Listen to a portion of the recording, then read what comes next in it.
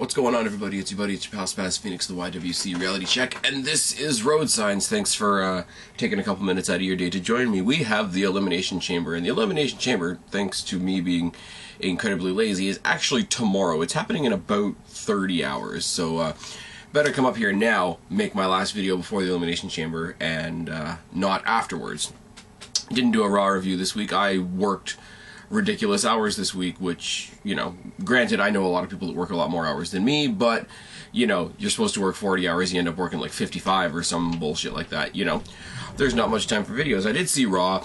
Raw was fantastic. I mean, Raw, whether you like it or not, whether WWE wants to admit it or not, focused around Shield and Wyatt's, which we're going to talk about in a moment, which it should, because it's the match selling the pay-per-view, let's be honest. But I figured I'd come up here before the show, give you my thoughts, give you my predictions and my thoughts about the matches going in, etc. Because if I did it after the fact, it would be kind of pointless, would it not? Let's get the Chamber out of the way first, because I don't care. Elimination Chamber match for the WWE World Heavyweight Championship between Randy Orton, John Cena, Daniel Bryan, Sheamus, Cesaro, not Antonio Cesaro, no, because WWE is special, and Christian. Orton's winning this. Orton is winning this hands down, isn't he? Like, you cannot, like, there's no other way. We already know Cena's going to face Wyatt at WrestleMania. We already know Bryan is either going to face Triple H or Kane at WrestleMania. Cesaro's not going to win the championship, and God, neither is Christian. And Sheamus is Sheamus. Hopefully, after what I just saw watching the replay of SmackDown, we might get something like a Sheamus-Christian feud going into WrestleMania. That I could swallow, that I could live with. Either one of them being in the title picture just doesn't fit. Cesaro is going to do something amazing with the Real Americans at WrestleMania, let's be real. But they've done okay with this. They've built up this whole idea that everybody in this match has something working against them. Christian's on a losing streak. Sheamus just came back from injury. Daniel Bryan is fucked up by everybody. Orton's been losing all his matches. Cena's John Cena, so that is what it is.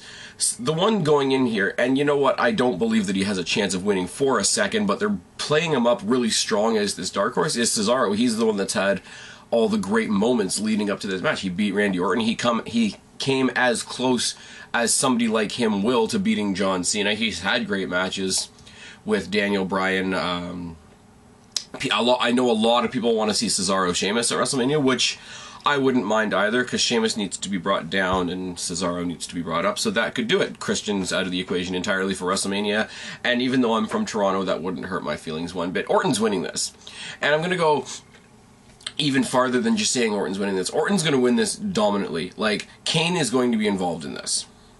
Triple H is going to be involved in this.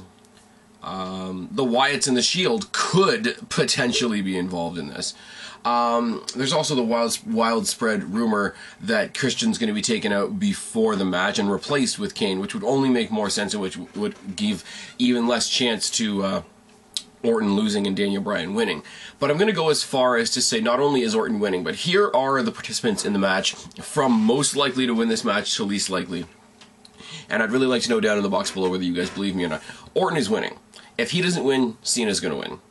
If neither of them win, I might believe Daniel Bryan. If all three of those guys take each other out or a bomb drops on the Chamber, you might get Sheamus, just because he's got that little ass-kissing, you know, ginger John Cena element to him. Cesaro's boss, and if it came down to Cesaro and Christian, it would be Cesaro. And Christian has no chance. Like I said, I'm predicting he's not even going to make it to the match. But it is what it is. WWE is trying to make this thing look like the biggest thing ever, when really they know that the mid-card, six-man, non-title match is getting more attention than this. Rhodes Brothers versus Ryback on the pre-show. Nobody cares. Ryback and Curtis Axel are nothing without Paul Heyman. And as we know, now that Lesnar's back, Paul Heyman doesn't have any time for these guys. And without him, they have no personality whatsoever. It's like Ryback, who's another generic big guy, and Curtis Axel, who doesn't even have that going for him. They have their own t-shirts. I don't get it. Rhodes Brothers have fallen off the map since they dropped the titles to the New Age Outlaws, and hopefully that downward spiral will come back up and peak, and we will get the Rhodes versus Rhodes rivalry at Yeah, at WrestleMania, but right now it's just like WWE's completely forgotten they existed and sort of shoved them off into the corner somewhere. Speaking of the sorry, getting ahead of myself. You know, I don't have the clipboard. I'm doing something over here instead of using the clipboard, which is throwing me off. Darren Young versus Titus O'Neil has the potential to be a good match. I don't care.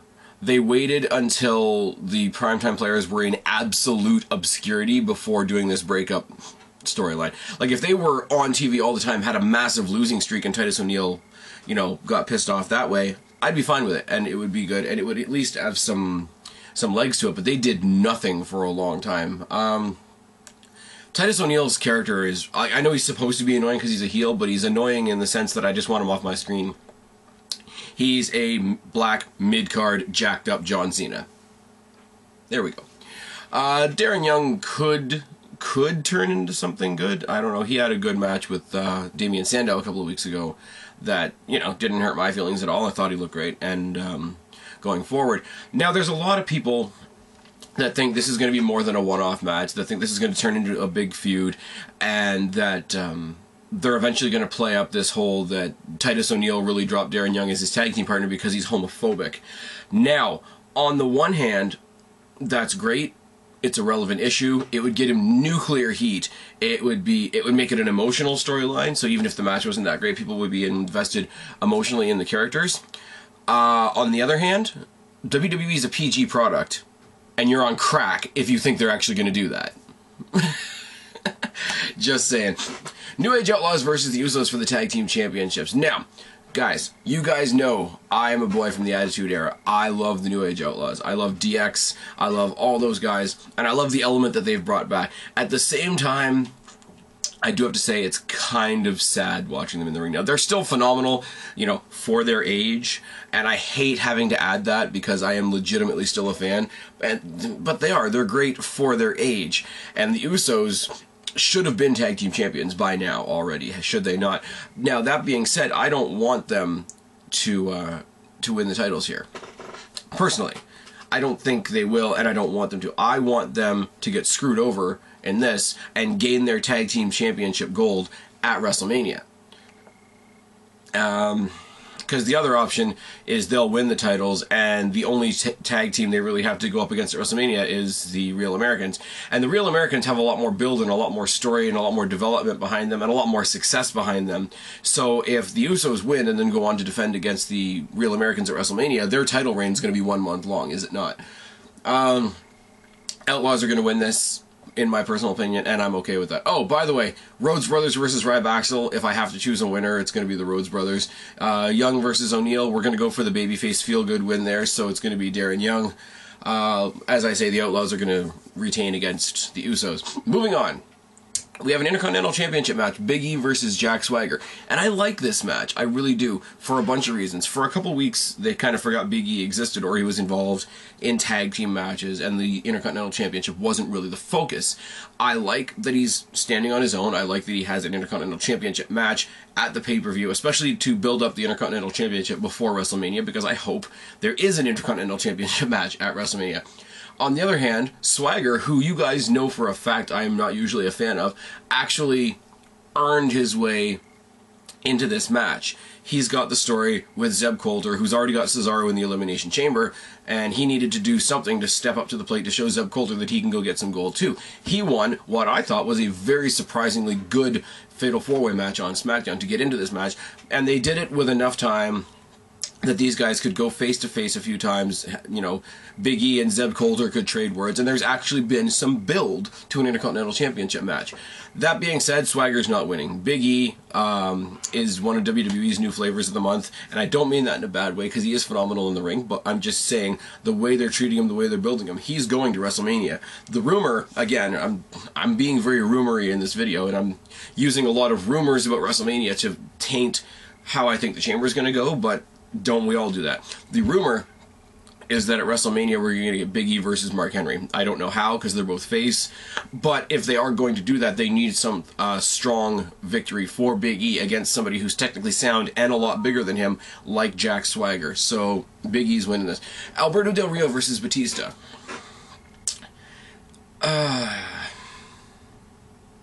This is the one that's got everybody sort of up in arms because they don't want Batista back, da-da-da-da. Batista won the Rumble and Daniel Bryan wasn't in the Rumble, therefore that makes Batista a bad guy. Is that not the, That's the frame of mind for all the Daniel Bryan fans out there. Daniel Bryan didn't win. Batista won, so Batista somehow stole something from Daniel Bryan that was never his in the first place. People are saying Batista looked blown up in the Rumble match. Sure he did. First match back, and it's a match, you know, involving, I don't know how many people were left by the time he got into the Rumble, like 10. We haven't seen him in a one-on-one match, so I'm not going to pass judgment. I had a very mixed view of Batista when he was last in the WWE. The way he left, the duct tape incident, him sitting there in a wheelchair and quitting, was really, really lame. There were points in time where he was built and booked like another Cena, which I didn't like. There was times where he was just booked like another generic big guy, which I don't like. And there were other times where there were matches of him that I genuinely enjoyed. Like, there were times back in the day, back when John Cena wasn't invincible, that Batista destroyed John Cena, and I liked it a lot. Now, that being said, him against somebody like Alberto Del Rio, who's quicker, faster, more devious as a heel, and really, really has something to prove because he's got no direction going into WrestleMania. I'm not stupid. I know Alberto Del Rio's not going to win. I think all these elements coming together are going to make this a hell of a lot more than the squash match people think it's going to be. I hope this leads to him having something at WrestleMania. I would even, you know what, even if there was no titles involved, even if there was no stakes, throw out something that you just know is going to be good, like Del Rio versus Ziggler. Or, you know, bring up somebody, or, you know, do something with him, because he's too good a talent not to do something at WrestleMania. I mean, everybody wants to see, here's my example. Everybody wants to see Sin Cara versus Rey Mysterio. Rey Mysterio's busted, guys. Rey Mysterio is not, and this is my opinion, and it makes me sound like an asshole, and I'm fully aware of it. Rey Mysterio is not in the condition to pull off a WrestleMania-worthy match, especially with somebody as much faster than him as Sin Cara is. Now, when people first started talking about Sin Cara versus Rey Mysterio was when Sin Cara was being played by Mystico, and they were you know, right in sync, and as a tag team they had great things going, which made it believable that they would have a good one-on-one match. Now, Sin Cara is played by Hunico, who's a lot bigger, a lot stronger, and could have a lot better match with somebody like Alberto Del Rio. Get Mysterio back to the old folks' home and have Sin Cara versus Del Rio at WrestleMania. They could both make each other look fantastic, and we know Batista's going on to face Randy Orton. Let's be real. I'm not writing it off. I know the answer is Batista's going to win, but how we get there, I'm very curious about. I want to see if I'm right. I want to see if Dave Batista shakes off the ring rust and puts off a really good match, because this will be a phenomenal indicator as to how good Orton versus Batista will be at WrestleMania, which, like I say, a lot of other people have already written off just because Daniel Bryan is not in it. Shield versus the Wyatts. Shield versus the Wyatts is the most predictable match on the card, and yet it's the one everybody's most excited about, because we know where both of these groups are going at WrestleMania as well. Shield are going to face each other. Shield are going to face each other at WrestleMania. It's going to happen. A lot of people thought this meeting of the two groups was going to happen at WrestleMania. No, this meeting of these two massive heel groups is the vessel to get us to two other things that we wanted. We wanted the Shield to break up so that they could all succeed individually, mostly Roman Reigns, let's be real. And we already know that Bray Wyatt has his sights set on Cena. This is a stumbling block for the Wyatts, if you think about it, because the only reason this match is happening is because the Wyatts attacked John Cena, and that happened to negatively affect the Shield. So, either they're going to bicker and lose to the Wyatts, which is going to be fine, because it doesn't make them look bad. It doesn't make them look bad if they're defeated by their own lack of communication, lack of teamwork, or whatever. It doesn't say that, hey, this group was better than us. It says, hey, we defeated ourselves, which is fine. The other thing that I predict happening a lot, sometime in this match, Dean Ambrose is going to try to tell Roman Reigns what to do, or give him some kind of direction or whatever. I can see Roman Reigns spearing the fuck out of Dean Ambrose and Bray Wyatt picking up a quick pin on Dean Ambrose. Then, after WrestleMania, you could very well have an Ambrose versus Reigns feud. You could very realistically have an Ambrose versus Wyatt feud, which is something a lot of people want to see.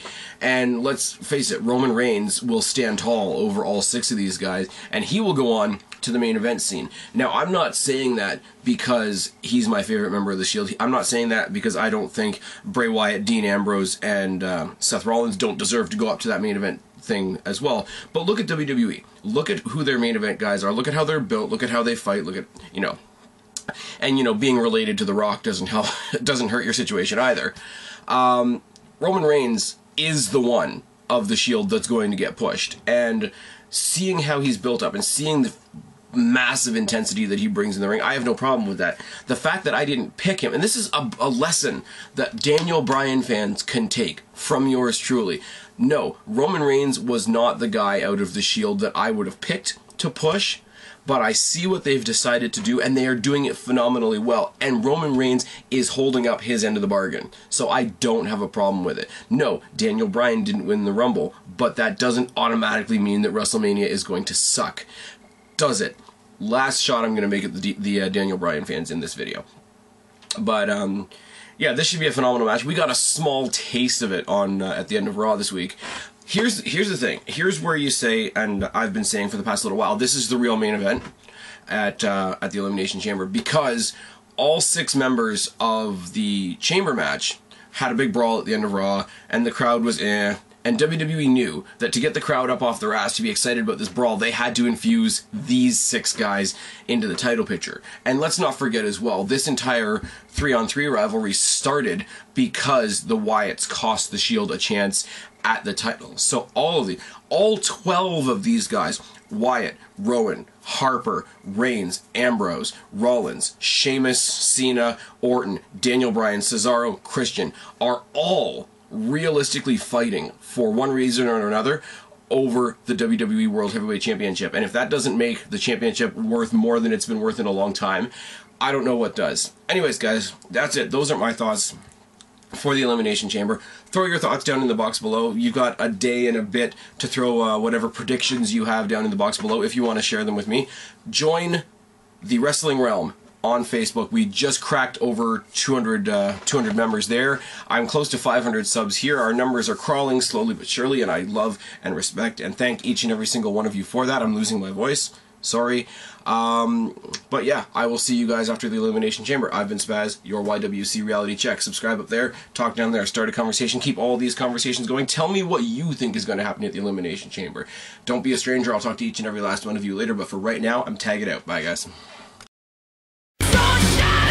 Freak like me.